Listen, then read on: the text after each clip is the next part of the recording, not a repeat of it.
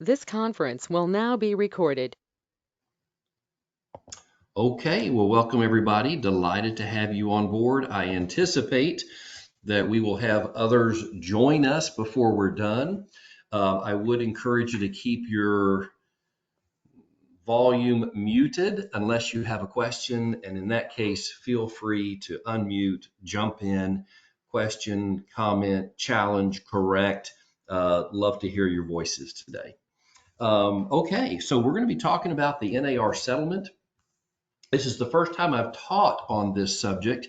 I will teach this class again next week at this same time, and it may be a new and improved version based upon your feedback today. But I will tell you, when I initially heard about the NAR settlement, I'm like, well, that's no big deal. I got that. But as I've dug into it deeper, watched tons of videos by EXP and Tom Ferry and lots of other people out there who are expressing opinions and teaching classes, I've learned there is more to it. It's not overwhelming. It's not terribly complicated. But if you're just listening to the news or to realtor talk around the coffee pot, you are going to be uninformed. So I really appreciate you investing this time to get into it. So what is the NAR settlement? Well, some individuals, activists, some people call them, sued NAR and the major real estate companies and all the major MLSs in the country, alleging that they conspired to, quote, raise, fix, maintain, or stabilize real estate commissions in violation of the Sherman Act. And by the way, I read the settlement last week. It's 109 pages long. So I do feel like I know what it says. And sometimes you'll see some direct quotes from the settlement, as you see here. That was what they alleged. A jury in Kansas City decided in their favor, and NAR and all the other major real estate companies and MLSs decided not to appeal. They felt like it was in their best interest to go ahead and settle. So on March 15th, a settlement was reached between the parties that required NAR to pay $418 million over a 4-year period. Talk about a payday. That is just a drop in the bucket. I was listening to a Keller Williams instructor this morning. I was listening to their class on this same subject, and he mentioned that Keller Williams alone paid over $200 million to settle. So Remax and Windermere and many of the other big name companies, Compass, EXP, are making their own settlements in addition to the $418 million. So I think our only regret this morning is that, doggone it, we didn't think of suing everybody first. It's nuts. I'm sure this end settlement will be well over $1 billion. So that settlement was not just about money. The settlement required many changes to realtor practices, and there are 8 specifically. And I apologize for the small print on your screen right now, but I initially made my own list from reading the actual NAR settlement. But then early this morning, I found NAR's actual summary of everything, actually TAR's. Ooh, I shouldn't have said that. I should give bonus points to anybody who knows exactly why it's inappropriate to say TAR anymore. So if you know, let me know. And who knows, it might be a special power supply coming your way or something. But TXR, Texas Realtors, put together a very nice presentation, and I ended up just, excuse me, copying theirs. So I'm going to run through these very quickly, and then you'll see them played out as we go through the slides. Number 1, this is what the settlement says. I'm trying to watch Eliminate listen, and prohibit. I can't hear it. Ooh, hold on here. It's a meeting that Frank's doing. So, Amy can't hear me, but we can hear you, Amy, so I'm going to mute you. There you go. All right, let me get back here. There we are. All right, number 1, eliminate and prohibit any requirement of offers of compensation in the MLS between listing brokers or sellers to buyer brokers and other buyer representatives. So it does not eliminate compensation from sellers or listing brokers to buyer agents. It simply eliminates the requirement of offers of compensation. And honestly, this is not that big of a deal, because even though the MLS HAR has always required an offer of compensation from the listing broker to a buyer's broker, they never specified how much was required. And I will remember to the day I die putting a $415,000 home under contract and then learning that the offer of compensation was only $1. Oh, that was a bad day. And that was many years ago here in Houston. So now there's not even a requirement that they offer $1. In fact, on August 16th, the compensation field in the MLS will disappear entirely. Number 2, eliminate and prohibit MLS participants, subscribers, and sellers from making any offers of compensation in the MLS. We just talked about that. Number 3, require the MLS to eliminate all broker compensation fields. We just talked about that.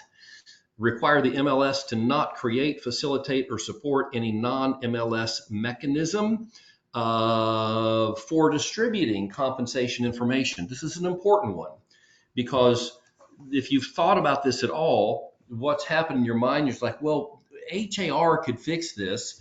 We could still input the compensation offer, and then we could send that information over to another website. Maybe we just call it HoustonRealtorComp.com, and that way it's not on the MLS.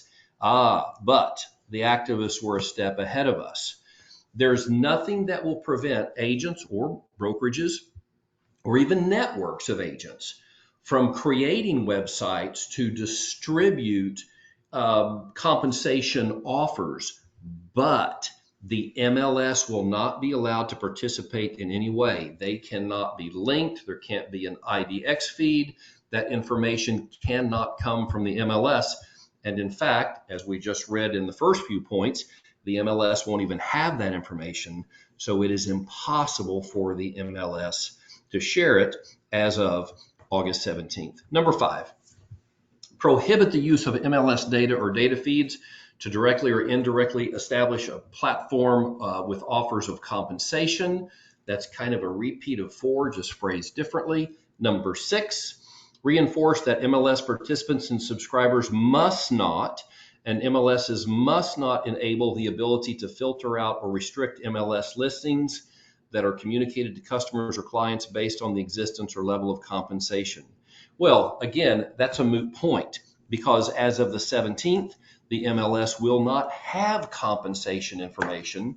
But if you're wondering why it says this, this is one of the reasons that the activists won, potentially $1 billion, is that there were MLSs which allowed agents to search properties based upon the amount of compensation offered. So they're saying that can't happen in the future, but it will actually be impossible to happen anyway. Number 7, require compensation disclosures to sellers and prospective sellers and buyers. We've always done that. Perhaps others didn't in other parts of the country.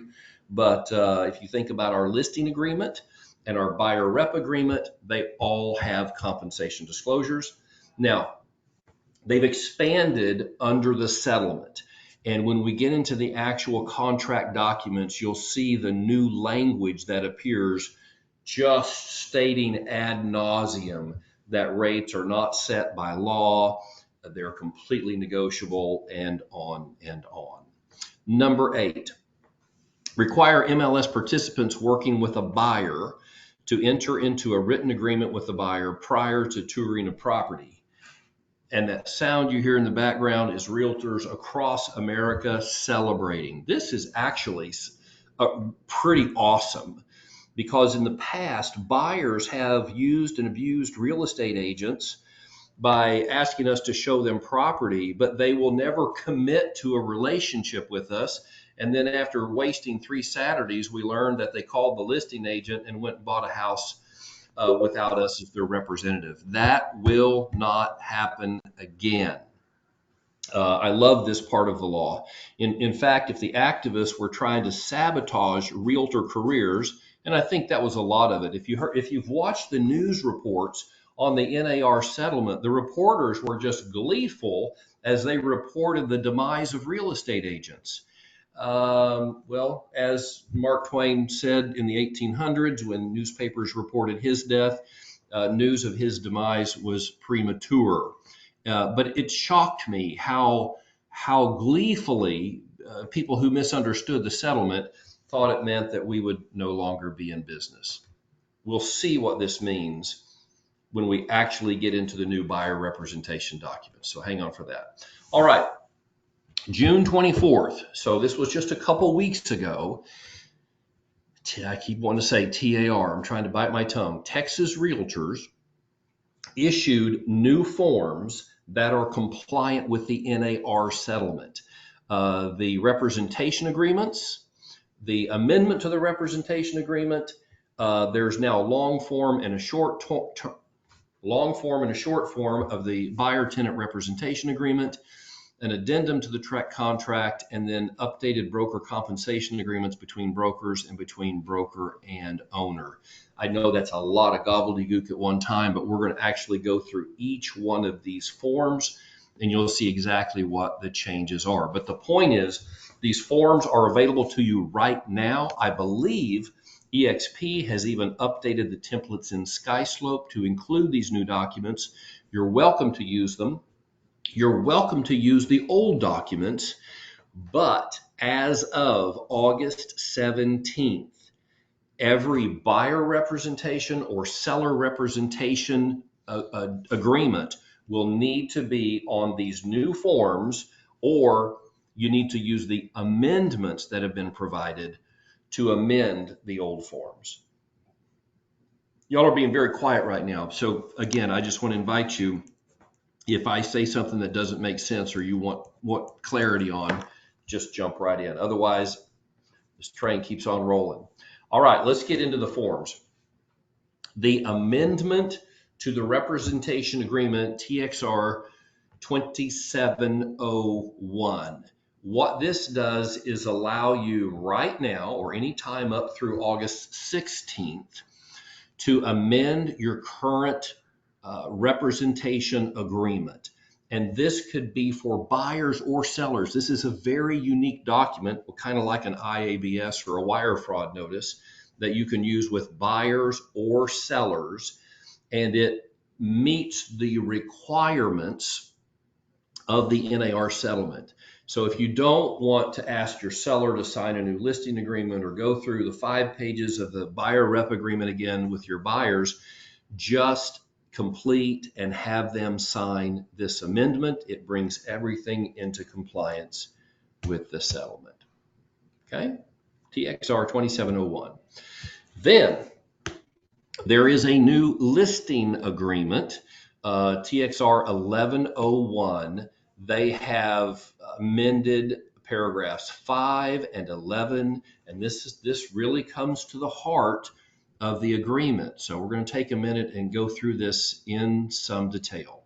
First of all, you'll see at the top of the screen, this is the new required disclosure language, which you are going to see until you'll have it memorized quicker than you desire. Broker compensation, or the sharing of compensation between brokers, is not set by law, nor fixed, controlled, recommended, or suggested by the Association of Realtors, MLS, or any listing service. Broker compensation is fully negotiable. Brokers independently determine their fees. Okay, that shows up again and again. Now, let's look at box A, and then we'll look at box B. Broker's fee with compensation for other broker. This paragraph 5A includes payment of compensation to the other broker working with a buyer. Seller authorizes broker to compensate the other broker as indicated below. So far, so good. We're used to this. The listing broker collecting from the seller enough money to pay themselves and to pay the buyer's broker Contrary to what you've heard on the evening news, that is not illegal now. This is what we have always done. 5A1. When earned and payable, seller will pay broker. Insert total amount for broker and other broker, listing and selling. You can check a percentage, or you can put a flat amount at the end of A, or you could do something entirely differently. If you check box B, I'm not quite sure what that would be. Maybe donate your old Toyota to the buyer's broker. I don't know. But now look at 5A2. For amounts stated in 5A1 above, broker will pay the other broker the following fees if the other broker procures a buyer that purchases the property. And here you just simply put in what you're offering to the buyer's broker. Now, you are aware, and this is just like the language in the current form, that EXP does not pay subagents. So 5A2B will always be 0 or blank. But we will compensate the buyer's broker according to the percentage or flat amount agreed upon with the seller. Now, let's go down to 5AB, the second box. Broker's fee without compensation for other broker. When earned and payable, seller will pay broker and then insert the amount, whether percentage or flat amount. So just to use hypothetical numbers, if the seller is willing to pay you as the listing broker 3%,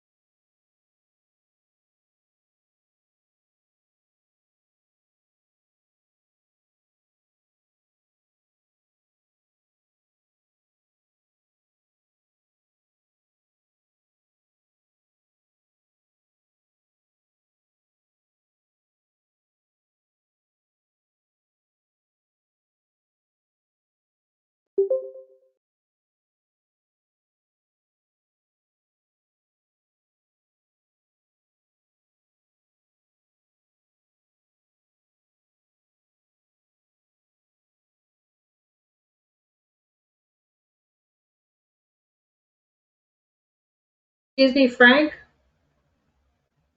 can you unmute yourself, please?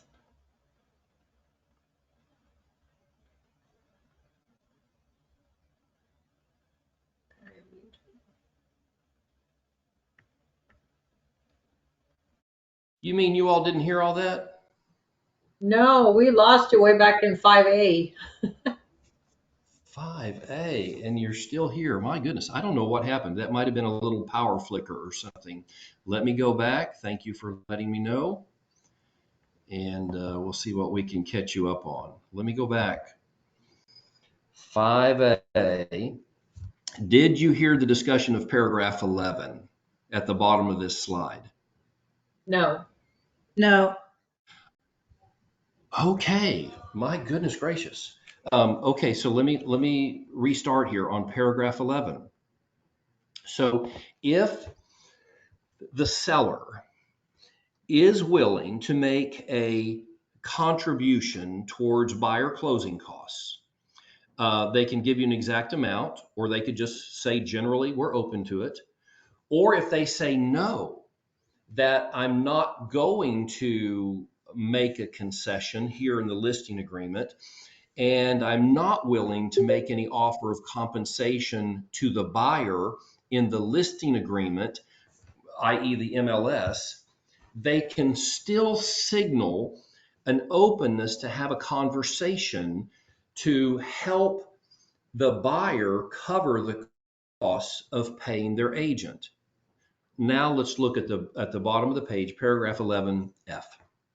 Seller does or does not authorize broker to share with other brokers and prospective buyers that seller will consider contributing an amount towards buyer expenses, such as buyer broker fees or other closing costs.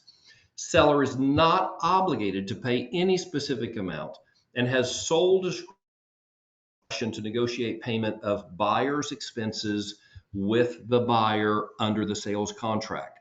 So this does not obligate the seller in any way to contribute a certain amount towards buyer closing costs, but it just signals a willingness to talk about it, and it authorizes you as the agent to inform buyers and buyers agents that even if there's no direct offer of compensation to buyer brokers in the listing, that the seller's open to a conversation that may provide a contribution to buyer closing costs sufficient for them to compensate the agent. Okay, I know that's a little complicated, so if you want to jump in and clarify or get clarity, feel free to do so. If your seller authorizes you to share with others that they're willing to have a conversation about concessions, then this TXR 1412 is the document that you want to use. And let me just read this to you because I realize it can be very small on your screen. Seller authorizes broker to disclose and advertise the following information concerning the property to prospective buyers, other brokers, and on the MLS. For example, insert information regarding amounts seller would consider contributing towards buyer expenses, seller's reasons for placing the property on the market, any conditions of sale, or phrases such as terms are negotiable or bring all offers. This is a very general CYA document. If your seller authorizes you to do something that's a little bit out of the ordinary, or to put a potentially controversial phrase, or a very specific offer for a contribution to buyer closing costs, they can authorize you to disclose that information right here. So this is a form that I've not been familiar with. I believe it was just created for this specific NAR settlement. But this is where you'll get authorization to make those disclosures that were authorized back here in paragraph 11. Okay? All right, now let's look at TXR 1404, the amendment to listing. This would be used only if you have a current listing that is not going to close before August 17th. If that's the case, You could do an entirely new listing agreement. You could do it right now, or you could wait and do it on the 17th of August. But you have a simpler alternative, and that is simply to have your seller sign this amendment to the listing, the TXR 1404, and it has all the same information in it regarding disclosure of fees to the listing broker and then potentially to a buyer's broker. We looked at this exact same information earlier, but now it shows up in this amendment to listing. Okay, let's keep rolling. TXR 1417, representation disclosure. This is that language that I warned you is going to show up again and again and again. But you are required to disclose to all parties to a transaction. Clearly, you disclose who you work for in a listing agreement or a buyer rep agreement. But let's say you're dealing with an unrepresented buyer. And I'll explain a little bit later about how that could happen under the NAR settlement. You still have to disclose to them who you represent. This does not replace the IABS. The IABS simply explains the different types of relationships that a agent can have with a client in Texas. This is the actual disclosure of what type of relationship you have.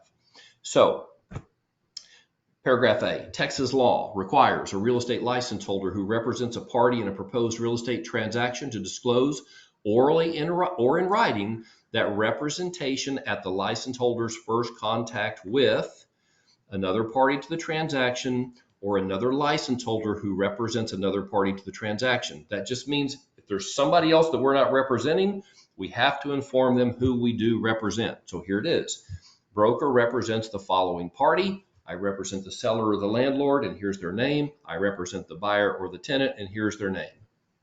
C, a real estate license holder, while acting as an agent, is a fiduciary. That means you owe a duty of loyalty to your client. The primary duty of the license holder is to represent the interests of their client. The license holder must treat other parties to a transaction honestly and fairly. However, the duty to their client is primary. The undersigned persons acknowledge there is no agency relationship with broker as of the date of this disclosure. So this is signed by other parties to a transaction whom you do not represent. Okay? Probably a helpful document. In the past, I've encouraged agents, and I've done it myself, when you present the IABS for initials, I've said, well, if you don't represent, if they're unrepresented, write in the margin, Agent Frank Gray represents the seller, client initialing this form is unrepresented. And then I'll have them initial that little note in the margin. But with this representation disclosure TXR 1417, you'll have an official way to do that. Okay, now let's look briefly at the two significant changes in the buyer representation agreement. And what you're seeing on the screen right now is the TXR 1501 long form. They literally call that, it's in the title. And the long form goes into great detail on disclosure of fees. And this is the same presentation that we have seen a couple times now in the listing agreement and in the amendment to the representation agreements. But you simply put in here how you are going to be compensated as the buyer's agent. And this is familiar language. Look down at paragraph B with me. Broker will seek to obtain payment of the fees specified in paragraph 7A first from the seller, landlord, or their agents. If such persons refuse or fail to pay broker the amount specified, client will pay broker the amount specified less any amounts broker receives from such persons. Okay, that is exactly how we've been doing it for a long time. There's really no change in that other than the big disclosure language above box A. Okay. The long form goes on to talk about additional compensation, and this is very important. So let's talk about this for a moment. Let me just explain. There's a little catch-22 that you don't want to be caught in. The NAR settlement says that you are entitled to broker compensation through the buyer-tenant representation agreement, and you put that amount in the buyer-tenant representation agreement, just as we do now. You might say, well, I want 3%, or I want $10,000, or whatever it is. The difference is, under the NAR settlement, you are not permitted to earn more than the amount specified in the buyer-tenant rep agreement. So, for example, let's say that you put 3% in there, and then you take them to a new home community where they're offering a $10,000 BTSA. Or it's a stale property and on a resale listing, and the seller has agreed to offer a $1,500 BTSA. Well, too bad, so sad. You don't get that money because you're not allowed to collect more than is specified in the buyer-tenant rep agreement. Now, there's an escape clause, and I'll cover that in just a moment. But let's look at what this says. Paragraph E, additional compensation. In addition to the broker's fee specified under paragraph 7A, a broker is entitled to the following compensation. If client uses broker services to procure or negotiate the construction of improvements to property that client owns or may acquire, client ensures that broker will receive from client or the contractor at the time the construction is substantially complete a fee equal to blank. I love this.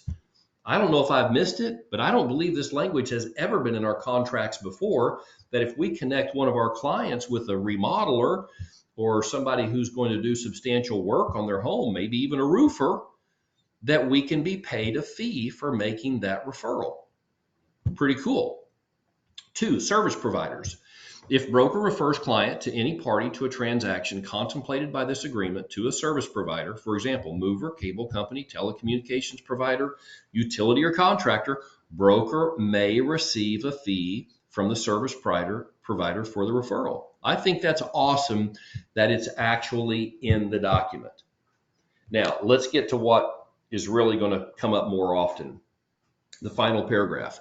Notice regarding bonuses and other compensation. In addition to broker's fee specified under paragraph 7A, your 3% or whatever you put in there, seller, landlord, or their agent may offer broker other compensation, such as a bonus. If client purchases or leases certain properties, broker will disclose the specific amount of other compensation offered to broker. In other words, the listing broker, or if it's let's say it's a builder, the builder will disclose how much they're offering. Broker may not receive, and it's talking about the buyer's broker here, the buyer's broker may not receive other compensation unless authorized by client in writing. Client authorization may be made by amending this agreement. Okay, this is the escape clause. You may have put 3% in there and then discovered they want to buy that new construction and you want that doggone $10,000 BTSA. You are not locked out from receiving it just because it's not on the original agreement. You can amend the agreement to extend your compensation to whatever degree the buyer, the selling broker, or the seller is offering. Okay, so you can get paid. So don't ever forget that you have the ability to amend the buyer rep agreement.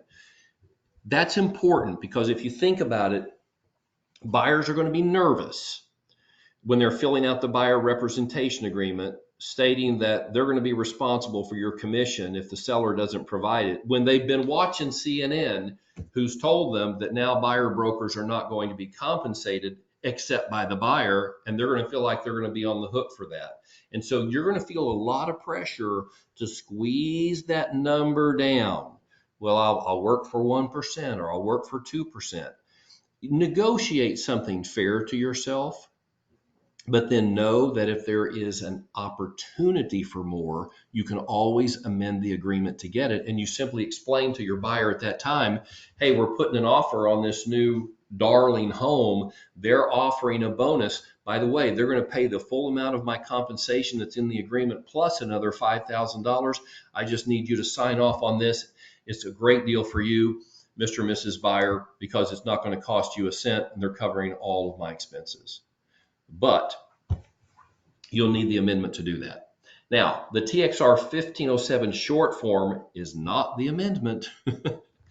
It is a representation agreement, but it's not nearly so intimidating as that big 5-page document. So it just squeezes down the essentials into one page. Now, what I want to call your attention to is not the box of broker's compensation, because we've looked at that several times, but go up to paragraph 5 where it says broker obligations. This is new, and it is because of the settlement, and I think it's kind of cool. You can check in agreement with your buyer whether you're going to provide full services, and that's defined as broker will use broker's best abilities to assist client in the acquisition of property in the market area. That means you're going to write the offer, you're going to negotiate the deal, you're going to manage it contract to close, you're going to send them a box of chocolate every year on the anniversary. That's full service. But now here's a new option: showing services. Paragraphs 6, 7, and 8 do not apply. That's 6, 7, and 8 down below in this same document. They don't apply. Broker will provide client with access to properties in the market area. That means you are now the door opener, and that is your sole responsibility, is to open doors for them. You don't even have to write the offer, negotiate anything. Client will pay broker a fee of blank due upon execution of this agreement. This could be a one-time showing agreement to show one property, or perhaps a weekend showing agreement. If somebody's flying in from out of town and they don't want to be obligated to you, they're not sure they like you, but you're not sure that you want to waste a weekend or drive to Clear Lake to show one property without being guaranteed some compensation.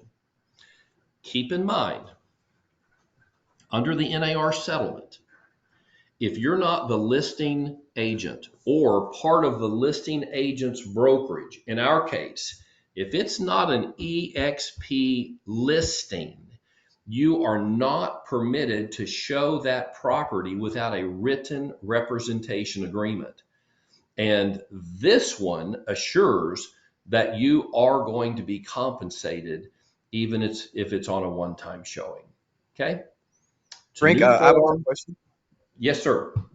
So, in the past, we were able to host open houses for other brokerages. I'm Yes. assuming that with this new agreement, we're no longer allowed to do that. I mean, for an open house with our own brokerage, we would be allowed to host an open house without having to get this agreement, if I'm clear. So actually, it has nothing to do with that, because it's not presumed, has never been presumed, and is not now, that when you host an open house, you are quote showing that property. And I see where the confusion's coming in, because people are coming in and I'm saying, there's the kitchen. How about the master primary bedroom? What about that? That's not considered a showing. Okay. So nothing changes in regard to open house. Okay. Thank you for the Okay. clarification. Well, thank you for asking the question.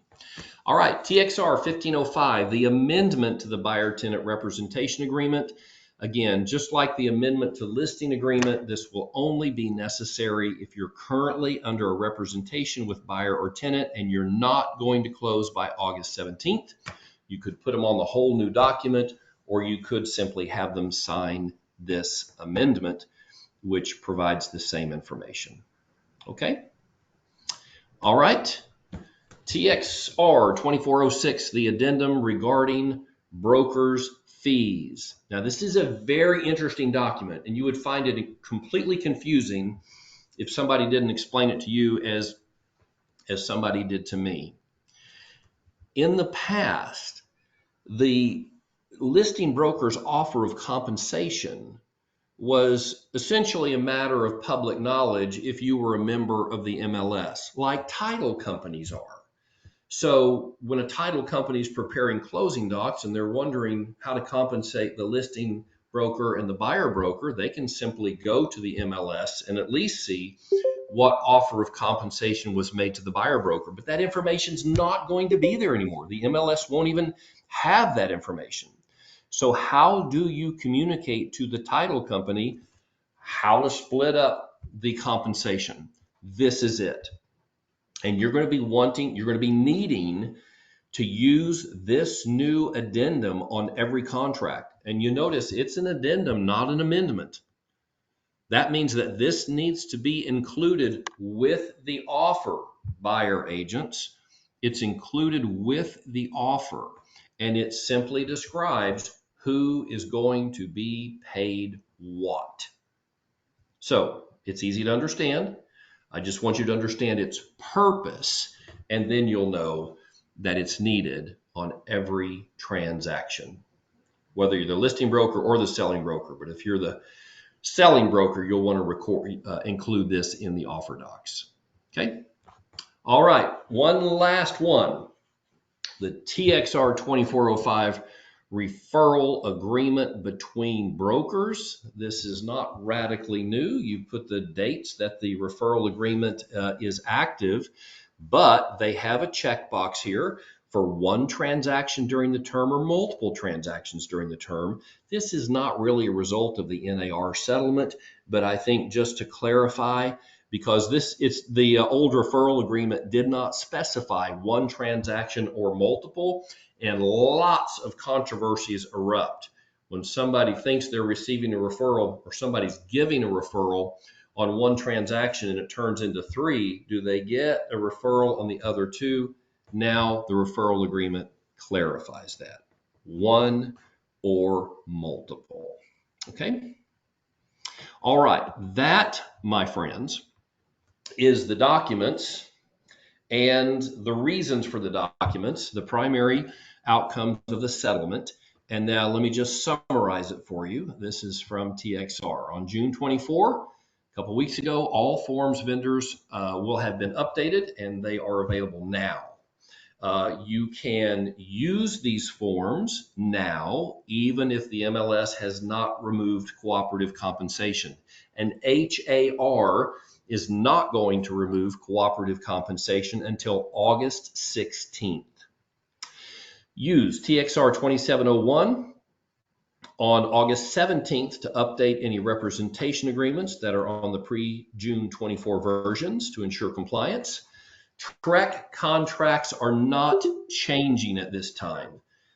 And again, I should give some type of Milky Way or Butterfinger or something to somebody who can say, why are TREC contracts not changing at this time? Anybody want to venture a guess? A guess or a guess? That's what I thought. TREC is not affected by the NAR settlement. NAR, National Association of Realtors, flows down to Texas Realtors, flows down to Houston Association of Realtors. TREC has nothing to do with realtors. TREC is only concerned with protecting the public from real estate agents, not members of their professional association, the realtor groups. So the realtor groups entered into this settlement. They have to change. Now TREC is watching everything. And it is likely that these changes through the settlement will have wider ripple effects because most agents are also realtors. And so it's likely there will be some changes. But for now, TREC is just kind of sitting on the sidelines. TREC does not promulgate representation agreements, and that's where these changes are all being made.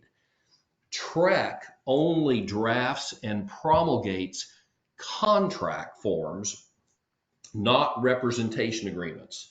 So that TREC does the forms between buyer and seller, not between buyer broker and buyer, or selling broker or listing broker and seller. Okay. All compensation for brokerage services you will receive needs to be clear and authorized by your client. Okay, those are the big takeaways in TXR's view from the NAR settlement. Okay, now let's shift gears here for just a moment. Let me check time. Ooh, I knew it'd go a little bit long, but we've got to talk a little bit more about this. How does this actually affect the way you do business, in addition to using the new forms and understanding what they mean? How's this going to change, for example, your conversations with buyers and sellers? I want to talk about it just for a few minutes. I also want to share a little encouragement right up front. Agent commissions will not go down, or they should not go down. And you'll see that in the conversations we're about to have. There's no need for them to go down, but the number of agents will. That's a quotation I heard from Brian Eisenhower in one of the videos that I've watched over the last few days. The number of agents will go down. There is going to be a thinning of the herd because many agents will not be confident enough to explain and instill confidence in buyers or in sellers to go along with the new requirements. So you need not take a pay cut, but you might need to look for another job. That's a terrible thing to say. I don't mean you, of course. I mean those our peers out there, because it is going to get more complicated. Let's get into it. So general principles of communication in times of change. When you're talking to buyers and sellers, you want to empathize, don't antagonize. And I'm really talking to myself there, because I'm so sick of my friends and family saying to me, "Oh, you're going to be getting a new job because now we don't have to pay realtors anymore." And I should be calm and zen and respond, and I get like, don't talk about stuff you don't know anything about. That's what I want to say. But this is how you're supposed to do it. I'm really talking to myself here. When a buyer or seller asks a question about these issues, respond with, "That's a great question. I'm glad you asked, because there's a lot of miscommunication out there. Well, tell me, what have you heard?" So before you answer, listen. Again, talking to myself. Frank, listen. Okay? Second point I want to make. Stats tell, but stories sell. Please don't be tempted to respond to buyer and seller questions with, for example, details of the settlement, the amounts of money being paid out, or the number of realtors expected to leave the business because of all this. Instead, tell stories. And I'm going to give you some examples of that. But when you're in that moment and they're asking a question that could make or break your relationship, your representation relationship, you want to say something like, "Yes, I totally understand where you're coming from. In fact, I felt the same way at one time. Many of my clients have felt the same way. But let me share with you what happened with one of my recent clients." And then you tell a story that leads the person you're speaking with down the path that you want them to take. It gives them the logical justification to make the emotional decision that they want to make. And that decision is to work with you. But you've got to give them the ammunition. You've got to give them the logical justification to make that decision. So those are just a couple general principles. Empathize, don't antagonize. Stats tell, but stories sell. Okay, so let's talk about talking to sellers. You should anticipate that you're going to get some questions and some objections, and sometimes some very bold statements from sellers that are just completely revealing of their misunderstanding of the current situation. Here goes. A seller might say to you, "Why should I offer to pay the buyer's agent? I mean, I've been listening to the news. I've been paying attention. I know that I don't have to do that anymore." Well, I'm going to model some language here based upon the principles that I just covered on the last slide. I'm going to try to do this in a very calm manner, as we should all be able to do when face to face. First, Mr. and Mrs. Seller, you certainly don't have to pay the buyer's agent. We can require that the buyer seek compensation directly from their agent. But I reversed that. We can require that the buyer's agent seek compensation directly from their client. I'll fix that. But there are many good reasons to consider offering buyer agent compensation, or at least letting the market know that you're willing to provide a contribution to the buyer's closing costs to help them in compensating their agent. There are some really good reasons that you might want to rethink your position. The primary reason for doing so is to enable you to maximize your net profits from the sale of your home. I mean, isn't that what you're hoping to do? It's not so much get the highest price or even lower your expenses to the lowest level. It's some combination there that allows you to walk away with the highest net from the sale of your home. Isn't that what you're looking for? Well, yes, of course, that's what I want. Well, the primary way that we do that is by making your home visible and attractive to the maximum number of both buyers and buyers' agents. And let me explain to you how that happens. Many buyers are instructing their agents to not even show them homes where compensation or concessions are not offered. So in many cases, the best buyers will not even see your home. It will be invisible to them because their buyer's agent won't even put it on the showing list. And even if they do end up touring your home, if the competing homes that they're considering are offering compensation or concessions to the buyer's agent, your home will be much less attractive to the buyers. In other words, if the other people on your block are offering buyer broker compensation or concessions to help the buyer pay that compensation and you're not, your home suddenly got much more expensive than the comparable homes on the market. Okay? Why should I offer to pay the buyer's agent? Because that may give you the opportunity to maximize your net from the sale. Because offering buyer agent compensation is going to make your home visible to every buyer in the market. And the more your home is seen and shown, the higher likelihood we have of getting top price on the market. Okay? But the seller may reply, isn't it likely that a lot of buyers are going to call you, the listing agent, directly? And that way we won't have to pay a buyer's agent. Again, you want to empathize, don't antagonize. So I like to lead off with yes. It's a powerful word. Yes. As your listing agent, I will be aggressively marketing your property, and I expect to generate direct buyer leads. I'm going to make a priority of doing that using my 14-point total exposure marketing plan. However, all my marketing efforts, as great as they are, cannot generate nearly enough buyer leads as the other 45,000 Houston area real estate agents working together. If we want to incentivize them to show your home, we've got to offer compensation or at least concessions that will help cover the cost of buyer representation. So that's the general direction that you need to go when talking to sellers who don't want to compensate buyers. And let me just clarify, because I keep using the word concession as well. And I just want to make sure you understand that.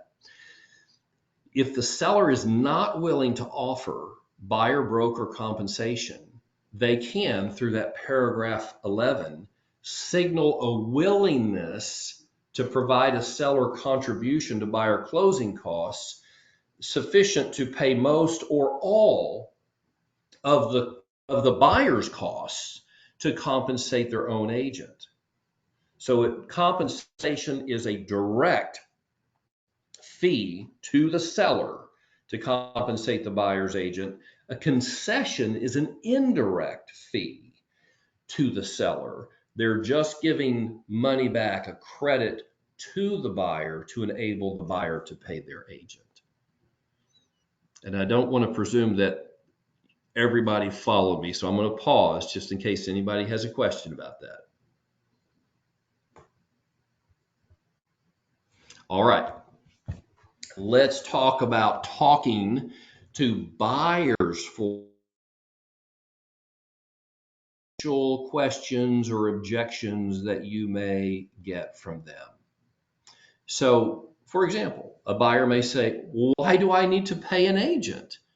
I'll just go straight to the listing agent. And just to clarify, they can do that. The listing agent, this is the one exception in the NAR settlement where representation is not required to show the home. If you are the listing agent or you're part of the brokerage of the listing agent, then you can show that home without a written representation agreement with built-in compensation. Okay, so they can go straight to the listing agent. Here's your response. Great question. However, there are still multiple ways for a buyer's agent to be compensated, and directly paying a buyer's agent is only one of those options. Okay, so you don't necessarily need to pay me, and you can still benefit from my skills and experience in finding you the perfect home and negotiating the best deal and navigating this transaction all the way to a successful closing. It may not cost you anything. Here's just some examples. Number one, we may purchase a home where the seller is offering to compensate the buyer's agent. Okay, they're going to cover it, not you. Or perhaps we're going to buy a home where the seller offers you concessions that are sufficient to cover my commission. Again, that doesn't come out of your pocket, not directly. 3, we can negotiate in the purchase of the home an offer of compensation or concessions from the seller. If they didn't upfront offer to pay me or give you enough money to pay me, we can certainly ask for it when we make an offer. Number 4, we can offer a higher sale price to the seller to cover their costs for compensation or concessions. This is one reason they may cooperate in our negotiations. They're asking $300,000 for the home. Let's offer them $309,000 and ask for a seller contribution of $9,000 towards your closing costs. Again, it doesn't come out of their pocket, and it doesn't come directly out of your pocket. You're willing to pay $300, you're going to pay $309, but I'll be fully compensated, and you're still going to be putting 20% down or 25% down, and that additional amount of sale price amounts to $23.12 a month. You'll never miss it. Number 5. We can offer a lower sale price to the seller to cover your costs of compensation. So again, $300,000 home, buyer rep agreement at 3%. My commission is going to be $9,000. Why don't we offer $285 and be willing to negotiate all the way up to $291? And you're still buying at a $9,000 discount off the asking price, which we've determined is the actual market value of the home. So in essence, you are again getting my services at no net cost to you. Okay? This is why Brian Eisenhower said that there need not be a cut in pay, but there will be a cut in the number of agents. You don't want to be one of those. But this is the conversation that you've got to be able to have with buyers in order to persuade them to access your skills and experience. So this is, again, continuing this conversation with the buyer. After you go through these options, say something like this: but before we explore those options in more detail, let me share with you why you might find representation to be in your best interest and how it can even lower the cost of your home purchase.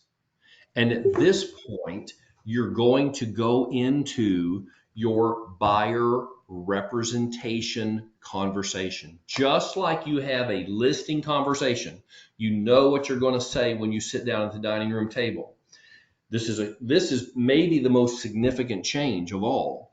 We're going to have to put that same effort now into our buyer conversion conversation, because the buyer, for the first time ever, is going to have a representation agreement spelling out compensation in order to see homes, unless they're going to go directly to the listing agent. So we're going to have to sharpen our ability to communicate our value proposition around buyer representation. Okay. All right. Important dates: 6/24. The new forms were released. They are in SkySlope. They're also in the Forms Manager in HAR, and I'm sure they're everywhere else in Texas right now. On July 9th, which I believe is coming up tomorrow, a concessions field will be added to the MLS, and it will be an amount, not a percentage. So if the seller says, I'm not going to offer, to pay their broker, but I'll offer $10,000 in seller concessions or contributions towards closing costs, that amount can be put into the field. Now, keep in mind, and I'm already bracing myself for the conversations I'm going to be having over the next few months regarding this issue, it's not binding. It's just like you putting into the MLS that the refrigerator is included in the sale. Well, what if the buyer's agent does not complete a non-realty items addendum asking for the refrigerator? Is it included in the sale? No, it is not. That MLS statement, refrigerator included in sale, was an offer, but an offer apparently not accepted by the buyer because it was not memorialized in the contract. In the same way, you can put 5,000, 10,000, 20,000 in this field, but if it doesn't show up in the actual sale contract, then it is not part of the contract. So buyer's agents, be careful on this. Make sure you're not counting on that to be credited at closing if it's not in the contract. It will not happen. And oh, by the way, language, banish the word commissions from your vocabulary.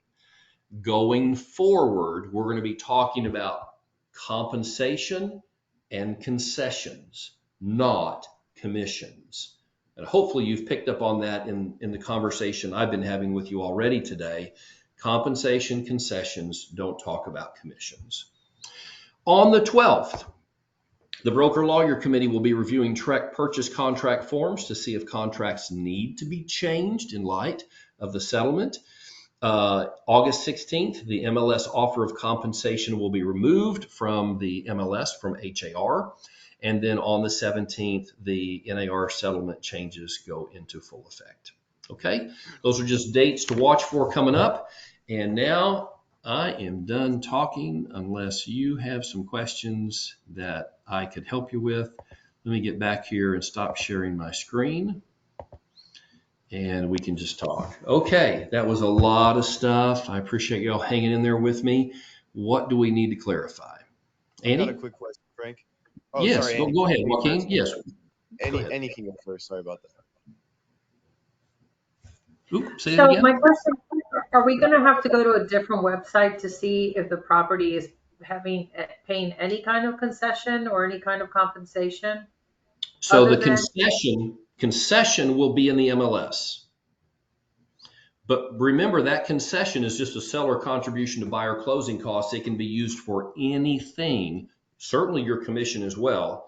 But the buyer may say, oh, great. Well, we're going to use that concession to help pay our origination fee on our loan, for example. So make sure there's clarity between you and your buyer that they are responsible for your commission in that situation, and they can use that concession to offset it, but it's not a one-to-one direct offset.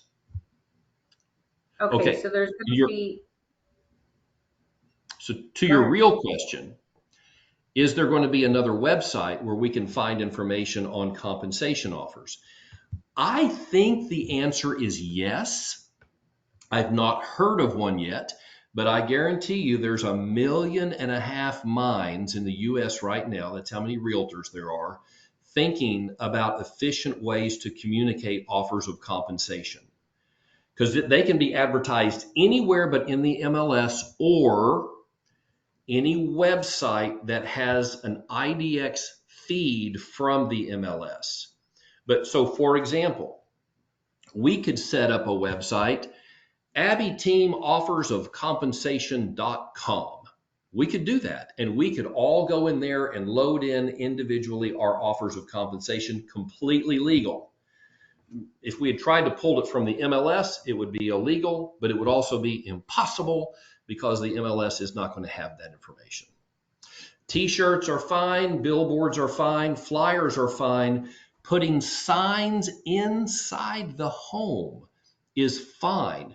Putting a sign in the front yard, seller concession of $10,000 being offered, or buyer broker compensation of $10,000, $15,000, or 3% or whatever. You can advertise it anywhere, just not on the MLS. And I do think, Annie, in direct answer to your question, some of these 1.5 million minds that are working on the issue are going to come up with some efficient solutions. Cannot be, I've heard several people mention this, well, what about Showing Smart? Because that would be easy when you're scheduling your showings to see the offer of compensation, but that is an IDX enabled site, and so that would be illegal according to the settlement. All right. Thank you. You're very welcome. Anybody else? I have a quick question. Yes. All right, Joaquin. so let's just say, we do have a buyer representation agreement for 3%, and the seller is offering a seller concession of 3%. And you had mentioned that, if they're just offering the seller concession, it's not directly linked to our commission. Like you said, it could be the loan origination fee, etc. I Yes.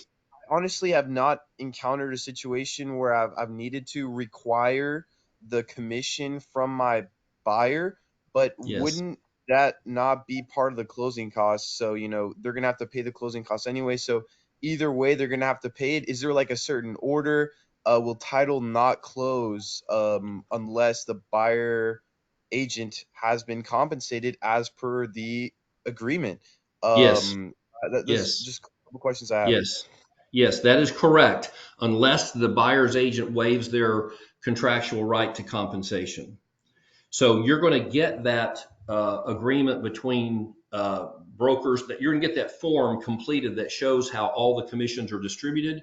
You're going to provide that to the title company, and they will include your compensation as a closing cost to either buyer or seller, whoever assumed responsibility for it.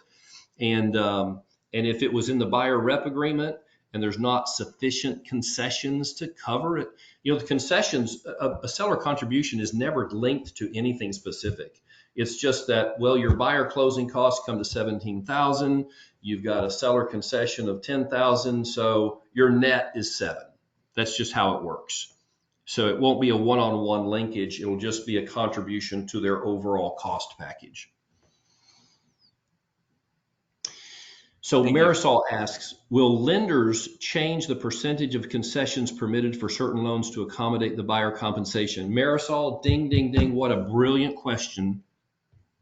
The jury is out on that, but I think the answer is going to be yes. I know that Fannie Mae and other lending institutions are having those conversations right now. Once, like the Veterans Administration, they realize the impact of the NAR settlement on the way they've done business in the past, I think they're going to have to accommodate as the VA did. And I think we will see that accommodation. So yes is my preliminary answer. Thank you. You're very welcome. Let's see. Can you send the recording? Yes, we are recording, and we will put it up on our YouTube channel. If you have time, can you communicate the how to communicate the buyer compensation for a seller? Very nice. I think we covered that, Marisol, if we needed clarity on that. Okay, great. All right. And you guys deserve a medal for hanging in there on a day like this, and the wind is still blowing, but the power's still on, at least here. I appreciate y'all joining. I will get this uploaded, and I will teach this same class again next Monday, if you can bear a repeat. Mandy, did you have a final thought or question? Yeah, Frank. So my question is for the buyer's agent, what happens if they do go to the seller? Do we ever talk about the fact that the seller's agent still represents, or the listing agent, excuse me, still represents the seller? They don't actually represent them, right? I mean, I know because it would be an intermediary situation, but who would their loyalty be?